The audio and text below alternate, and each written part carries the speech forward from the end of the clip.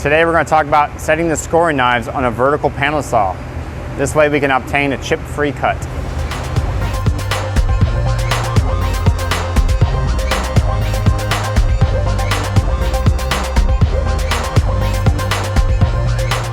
We're here at the vertical panel saw to set the scoring knives. This way we have a chip-free cut.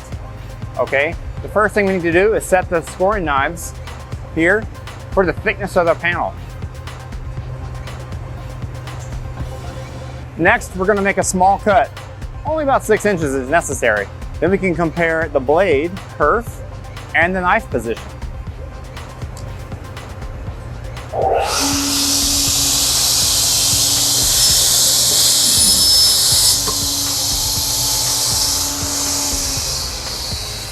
Okay, now we can see the knives, where they line up compared to the kerf of the blade.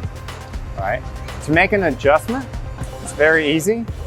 We have a locking screw for either the right side or the left side, depends on which one you need to adjust. Let's say an example for our case, we'll do the left side. We can unlock the left side here. And our adjuster for both of them is the same screw. And we can go in the positive, the plus direction to give more towards the edge, or negative to have less scoring. So I'll give it a little bit more, I think.